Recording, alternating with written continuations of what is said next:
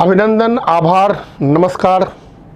मैं Dhirendra Trivedi, global education consultancy services का संस्थापक, और आज हम बात करने वाले हैं मेडिकल परीक्षा नीट एवं मेडिकल कॉलेजेस में दाखिला के संबंध में। तो आदरणीय सभी अभिभावकगण, माताएं, बहनों एवं हमारे विद्यार्थी स्टूडेंट्स, आप सबों का स्वागत है। अभिनंदन करता हूं, आभार प्रकट करता हूं हमारे चैनल पे सब्सक्राइब करने के लिए, आप हमें सुनने के लिए। अनुरोध करूंगा वीडियो थोड़ा लंबा भी हो जाए तो ध्यान जरूर दीजिएगा, 2 मिनट का वक्त निकाल के, क्योंकि इसमें काफ़ी जानकारियां दी जा रही हैं जो आपके मेडिकल एडमिशन्स में काम के साबित हो सकते हैं।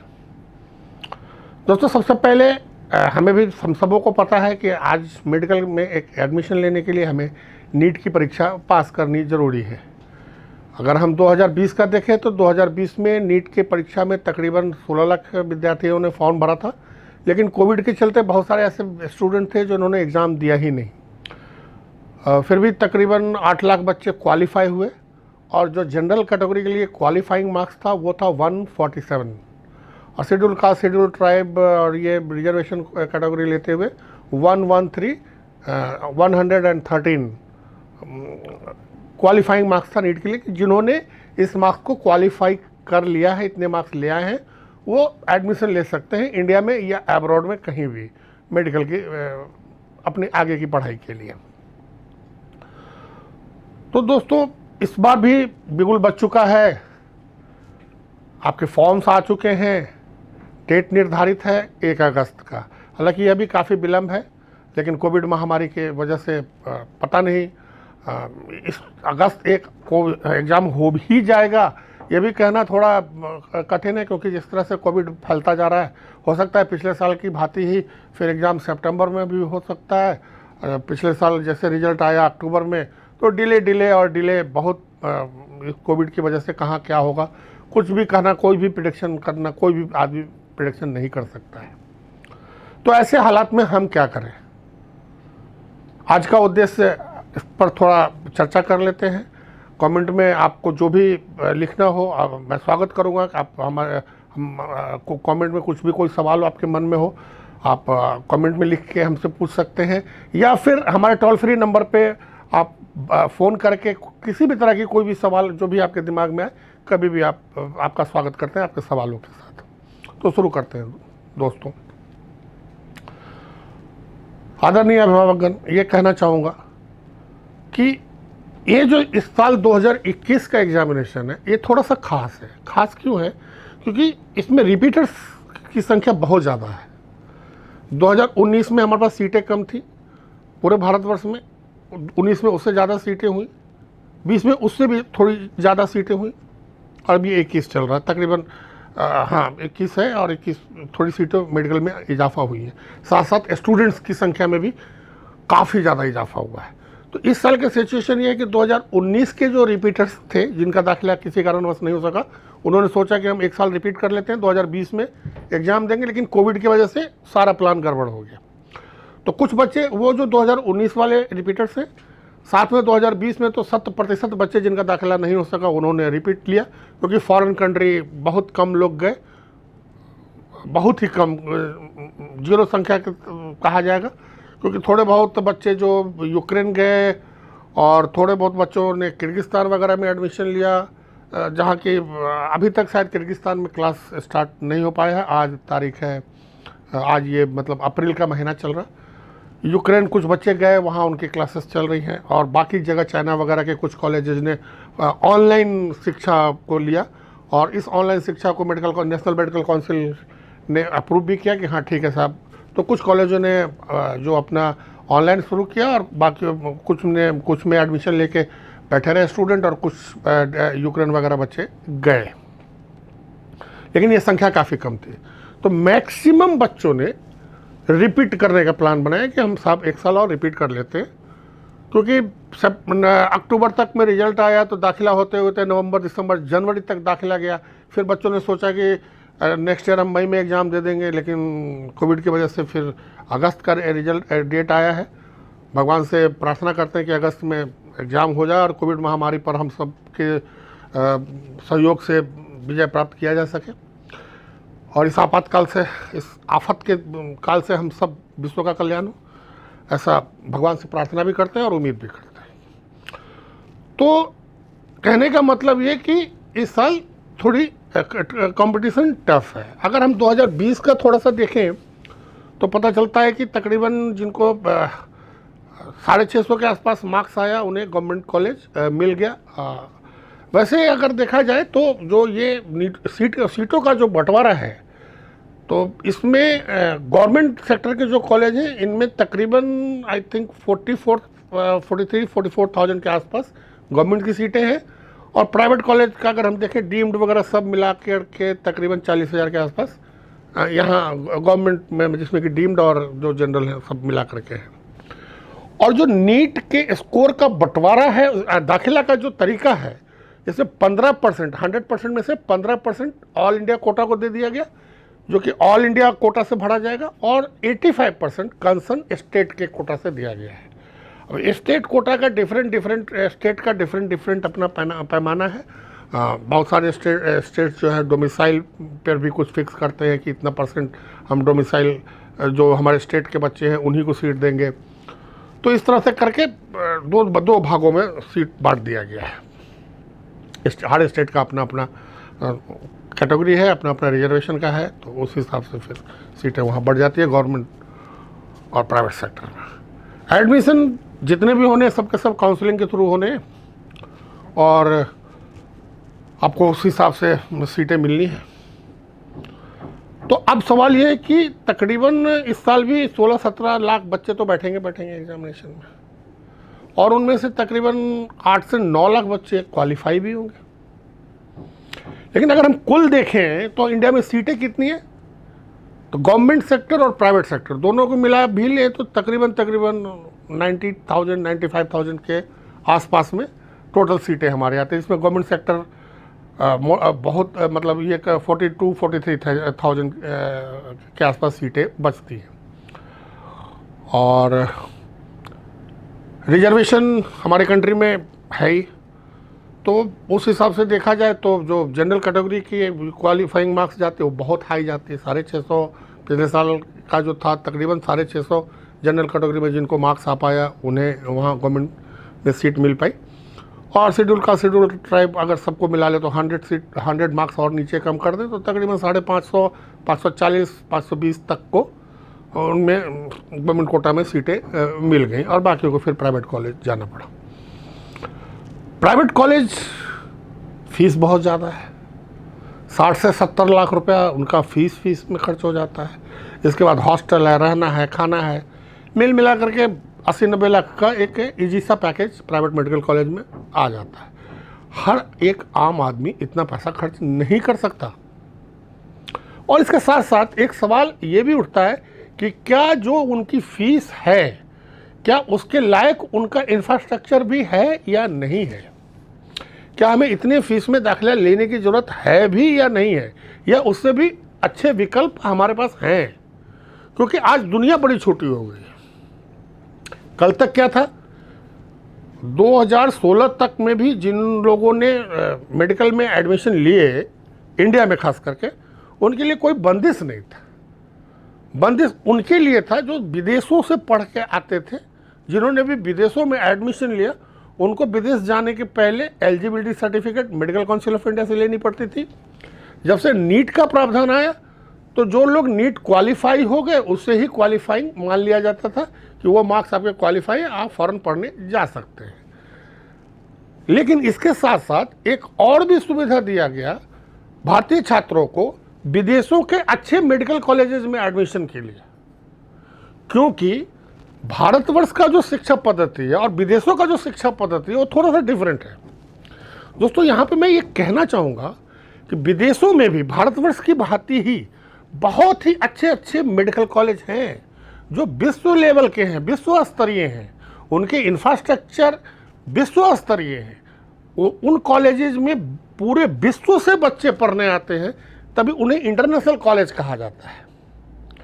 भारतवर्ष में अगर हम देखें तो हमारा +2 का रिजल्ट मई जून में आता है, जबकि दुनिया के शेष भागों में जनवरी से फरवरी तक +2 के रिजल्ट्स आ जाते हैं, जिनकी वजह से जितने भी ये बड़े इंटरनेशनल कॉलेजेस हैं गवर्नमेंट सेक्टर के, इनमें एप्लीकेशन की लास्ट डेट ही तकरीबन 31 मार्च हो जाती है और 31 मार्च आते आते उनकी सारी सीटें फुल हो जाती है।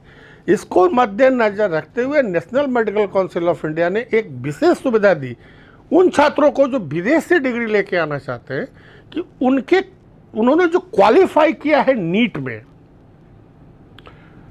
उसे 3 साल के लिए वैलिड कर दिया गया। जैसे उदाहरण के लिए मान लीजिए कि किसी बच्चे ने 2020 में नीट का एग्जामिनेशन दिया और उसके पास 147 मार्क्स आ गए, वो क्वालिफाई हो गया, या 200 मार्क्स आ गए, क्वालिफाई हो गया। मिनिमम जनरल कैटेगरी के लिए 147 मार्क्स थे और जो रिजर्वेशन कोटा वाले बच्चे हैं उनके लिए 113 क्वालिफाइंग था, तो वो एलिजिबल हो गए। तो अब वो सिर्फ 2020 के लिए एलिजिबल नहीं हुए। हाँ, अगर आपको इंडिया में एडमिशन लेना है सिर्फ इंडिया ही में लेना है तो 1 साल के लिए वैलिड है वो। आपको फिर नेक्स्ट ईयर आपको जितना मार्क्स आएगा उस हिसाब से फिर आपका कैलकुलेशन होगा। लेकिन अगर आप विदेश में पढ़ने जाना चाहते हैं तो उस मार्क्स की वैलिडिटी 3 सालों के लिए कर दी गई। मतलब अगर आप 20 में आपने पास किया है तो 21 में भी वो वैलिड है और 22 में भी वो वैलिड है कि आप विदेश के किसी भी कॉलेज में एडमिशन ले सकते हैं। तो आपके पास ना एक बड़ा ही सुनहरा मौका इस आपातकाल में भी उपलब्ध है कि आप विदेशों के जो बड़े नेम फेम वाले कॉलेज हैं, बड़े बड़े कॉलेज हैं, उनमें आप आवेदन कर सकते हैं। और इस बार खास करके थोड़ा कोविड की वजह से डिले भी हुआ है, तो वहाँ भी टाइम में बहुत सारे कॉलेजेस में अभी अप्रैल तक अपना डेट बढ़ा रखा है। और मैं धीरेन्द्र त्रिवेदी जो ग्लोबल एजुकेशन का संस्थापक हूँ, हमारा सफ़र काफ़ी लंबा है। हमने 2003 में इस कंपनी की स्थापना की थी और 2003 से कंटिन्यू, ये 18वां साल है। एक बहुत ही अच्छा खासा अनुभव विदेशों के खास करके सरकारी मेडिकल कॉलेज में एडमिशन कराने का मेरा अपना रहा है। तो मैं एक संदेश आपको देना चाहता हूँ कि आप इंडिया की तैयारी कर रहे हैं, आप ज़रूर करिए, मैं नहीं कह रहा कि आप मत कीजिए, लेकिन एक सीट अगर आप चाहें अपने पिछले साल के नीट के मार्क्स के आधार पे, तो एक सीट आप बुक करवा सकते हैं फॉरेन के मेडिकल कॉलेज में, जो कि बड़े कॉलेजेस हैं, जो बड़े नामी कॉलेजेस हैं और जिनका पैकेज भी काफ़ी सस्ता है। आप यकीन नहीं करेंगे, 18 लाख से लेके और 40 लाख तक के रेंज में एक से बढ़ के एक कॉलेज है, जो सरकारी कॉलेज है, जिनमें कोई भी ऐसा कॉलेज नहीं है जिसके अंदर 5000 बेड से कम का हॉस्पिटल हो। और उन कॉलेजेस में सिर्फ इंडिया से बच्चे नहीं जाते, पूरे विश्व से बच्चे पढ़ने आते हैं। ये मैं इसलिए बोल रहा हूँ कि एक मौका है, हम एक सीट बुक कर सकते हैं। हम जितना देर करेंगे वैसे वैसे उनकी सीटें भरते जाएंगी और फिर बाद में जब हम सितंबर में, अगस्त में रिजल्ट के बाद जब हम आएंगे कि हमें एक अच्छा कॉलेज दे दो, उस वक्त नहीं मुमकिन हो पाएगा, क्योंकि विदेशों के भी जो गवर्नमेंट सेक्टर के सीट है वो फुल हो जाएंगे। इस पर विचार करने की जरूरत है। बच्चा है, उसकी आंखों में सपने हैं डॉक्टर बनने का। डॉक्टर का महत्व हमने देखा है इस आपातकाल में, वो जीवन रक्षक सबसे अग्रणी पंक्ति में है। आज पूरा राष्ट्र उनको सम्मान की दृष्टि से देखता है। वो सेकंड गॉड हैं, जीवनदायक हैं। तो अगर उनकी शिक्षा एक अच्छे इंस्टीट्यूट में होगी, और इंटरनेट ने दुनिया को इतना छोटा कर दिया है कि अब कुछ भी मुमकिन है। पहले की बात और आज की बात में जमीन और आसमान का अंतर हो गया। इसके साथ साथ मेडिकल के शिक्षा के क्षेत्र में और भी क्रांतिकारी कदम उठाए गए। मोदी सरकार ने 2016 के बाद जिन्होंने भी एडमिशन लिया है भारतवर्ष में, तो उनके लिए भी एक नेशनल एग्जामिनेशन पास करना अनिवार्य कर दिया है। जैसे कि पहले फॉरेन से जो बच्चे पढ़ के आते थे, सिर्फ उनके लिए स्क्रीनिंग टेस्ट आयोजित होता था, उसमें उन्हें 50% मार्क्स आ गया तभी वो क्वालिफाई हो पाते थे मेडिकल काउंसिल ऑफ इंडिया में रजिस्ट्रेशन के लिए, और उसके बाद वो इंडिया में प्रैक्टिस कर सकते थे। उसी तरह से भारत सरकार ने नेशनल मेडिकल काउंसिल ने पूरा नियम को बदल दिया है। और जो अगर आप इंडिया में भी पढ़ रहे हैं, चाहे वो गवर्नमेंट कॉलेज में आप पढ़ रहे हो चाहे प्राइवेट मेडिकल कॉलेज में पढ़ रहे हो, और जो विदेश से पढ़ के आ रहे हैं, उन सबों को एक कॉमन एग्जामिनेशन जो नेशनल लेवल का एग्जामिनेशन है एग्जिट 1 2022 से शुरू होना है। तो 2017 में जिन्होंने भी एडमिशन लिया उस बैच से ये शुरू हो गया। 2017 में चाहे आपने इंडिया में एडमिशन लिया हो या आपने नेपाल में एडमिशन लिया हो, कोई मायने नहीं रखता। आप दोनों को आके एक ही एग्जामिनेशन पास करना है जिसका नाम होगा एग्जिट 1, और उसमें 50% मार्क्स लाना कंपलसरी होगा। तो भाइयों बहनों, मैं सिर्फ इतना ही कहना चाहता हूँ कि हमारे पास अवसर हैं।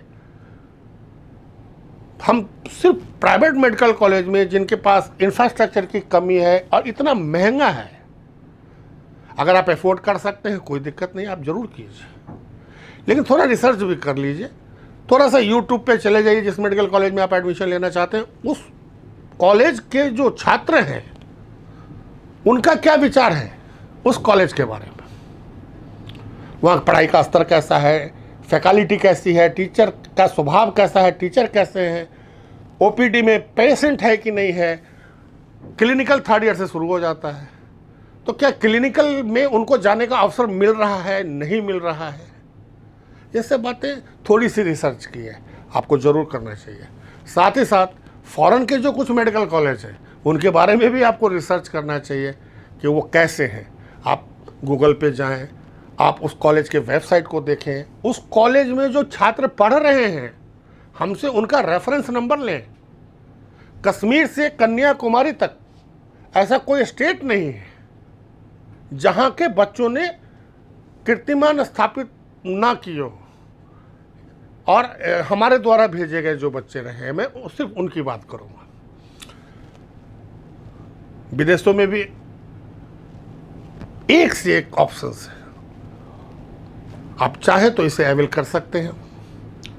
एक मौका आपको मिल सकता है कि आप उन कॉलेजेस में सीट बुक कर लें। आपका इंडिया में अगर हो गया तो फिर उसे आप कैंसिल कर दें, वो आराम से कैंसिल हो जाएगा, तो कोई दिक्कत ही नहीं है कैंसिल होने में। तो एक सीट, एक सेकंड लाइन ऑफ डिफेंस का मैं आपको सजेशन दे रहा हूँ। अगर आपको ठीक लगे हमें कॉल करें, हमारी टीम से बात करें, आपके हर तरह से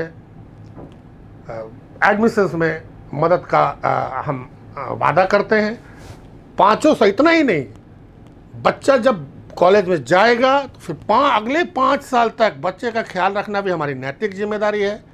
बच्चे को वहाँ कुछ भी प्रॉब्लम होती है, वहाँ हमारे लोग हैं, हमारे स्टाफ लोग हैं, उनसे वो 24/7 बच्चों की सेवा में है, उनकी सर्विसेज आपको मिलेंगी। और विशेष जानकारी के लिए आप नोएडा में हमारा ऑफिस है, दिल्ली से सटे, आप नोएडा आइए, हमारे ऑफिस आइए, हमसे रेफरेंस ले लीजिए। जो बच्चे वहाँ पढ़ रहे हैं, जो बच्चे पढ़ के आ गए, मैं बड़े गर्व से ये कह सकता हूँ कि जो हमारे बच्चे जो इंटरनेशनल कॉलेजेस के जो बच्चे पढ़ के आए हैं, दिल्ली का ऐसा कोई हॉस्पिटल नहीं है, चाहे वो एम्स हो, चाहे वो सफदरजंग हो या कोई भी, वहाँ पोस्टेड नहीं है। सिर्फ दिल्ली की ही बात नहीं, पूरे भारतवर्ष में गवर्नमेंट सेक्टर में अच्छे अच्छे ओहदे पर बच्चे काम कर रहे हैं, देश का नाम रोशन कर रहे हैं। और तो कहने का मतलब कुल मिला करके लास्ट में मैं इतना ही कहना चाहूँगा कि अगर थोड़ा सा हम मेहनत करें, थोड़ा सा रिसर्च करें, तो हमें बहुत सारे ऑप्शंस मिल सकते हैं जो कि बेहतर से बेहतर कॉलेज है। प्रश्न ये है कि रिपीट रिपीट रिपीट, कब तक रिपीट? इसका भी तो एक अंतहीन सिलसिला तो नहीं चल सकता ना, खास करके मेडिकल में। तकरीबन 6 साल का कोर्स, 5 साल का कोर्स, 1 साल इंटर्नशिप और फिर 3 साल की पीजी, तो 9 साल काफ़ी लंबी पढ़ाई। तो इसमें मेरे हिसाब से बहुत ज़्यादा रिपीट करना भी कोई बहुत बड़ी बुद्धिमानी नहीं है। और जब हमारे पास ऑप्शन है, और गवर्नमेंट कॉलेज, गवर्नमेंट सेक्टर की मैं बात कर रहा हूँ, मैं किसी प्राइवेट की बात नहीं कर रहा हूँ, विदेशों में एक से एक है, तो हमें शायद उनका, मेरे विचार से इस अवसर का फ़ायदा ज़रूर उठाने का सोचना चाहिए हमें। और हम जितना ज़्यादा लेट करेंगे उतना ही परेशानियां आगे आने वाली हैं, क्योंकि फिर आगे भी जो गवर्नमेंट सेक्टर के जो कॉलेजेस हैं वो फुल हो जाएंगे। तो फिर हमें लास्ट में चाहे पैसे के लिए हो, सस्ते के लिए हो, हम इंडिया में 80 लाख नहीं खर्च कर पा रहे हैं, 70 लाख नहीं खर्च कर पा रहे हैं, तो विदेश में अगर हम 25 लाख, 30 लाख, 40 लाख के रेंज में जा रहे हैं तो फिर हमें वही प्राइवेट मेडिकल कॉलेज में ही जाना पड़ेगा। क्योंकि फिर वो, और प्राइवेट में चाहे वो इंडिया का हो या फॉरेन का हो, इंफ्रास्ट्रक्चर में कमियां तो होंगी ही होंगी। वैसे भी अगर हम अपने आसपास के मुल्कों को देखते हैं तो सबके सब विकासशील ही हैं, विकसित तो सिर्फ एक ही है और वो है चाइना। बाकी आप देखें, बांग्लादेश वही हालत है, नेपाल की वही हालत है, यूक्रेन, रशिया वही हालत है। बल्कि अब तो नई चीज़ देखी जा रही है कि यूक्रेन और रशिया के संबंध और भी बहुत ज़्यादा ख़राब होते जा रहे हैं, लड़ाई छिड़ने की भी बातें हो रही हैं। तो मतलब एक ग्रीव टाइप का तो वहाँ है ही। तो ये सब देखते हुए और फिर लास्ट में प्राइवेट मेडिकल कॉलेज ही मिले तो क्या फ़ायदा है। इसलिए थोड़ा सा अगर हम एग्रेसिवली सोचें, थोड़ा सा अपना रिसर्च करें, जिस तरह से बच्चा मेहनत कर रहा है उसी तरह से थोड़ा सा पेरेंट्स भी मेहनत कर लें तो काम बड़ा आसान हो जाएगा और अच्छे से अच्छे कॉलेज में आपके नौनिहाल को, आपके बच्चे को दाखिला ज़रूर मिलेगा, जिससे कि उसका एक्सपोजर काफ़ी बड़ा होगा। वो आगे जा कर के अमेरिका जा सकता है, यूएस असेंबली कंप्लीट कर सकता है, फ्लैप कंप्लीट कर सकता है, यूरोप के किसी भी कंट्री में जा सकता है। तो जैसी शिक्षा होगी, जिस स्तर की शिक्षा होगी, बच्चा वहाँ ज़रूर पहुँचेगा। हाँ, बहुत ज़्यादा समय लिया आपका, बहुत बहुत धन्यवाद हमें वक्त देने के लिए। कैसी भी आपकी कोई भी क्वेरी हो, कभी भी आप हमसे जुड़िए, हमें ईमेल कीजिए। डिस्क्रिप्शन में हमारे सारे फ़ोन नंबर्स, ईमेल सभी दिए हुए हैं। आपका बहुत बहुत स्वागत है। या फिर आप हमें टोल फ्री नंबर पर फ़ोन करें, हमारे टीम मेंबर से बात करें, और ज़रूरत है तो आप टीम मेंबर्स को बोलें, वो मेरी बात आपसे ज़रूर करवाएंगे। मैं हमेशा आपके सर्विस में तत्पर हूँ। बहुत बहुत शुक्रिया, बहुत बहुत धन्यवाद। आपका दिन शुभ हो।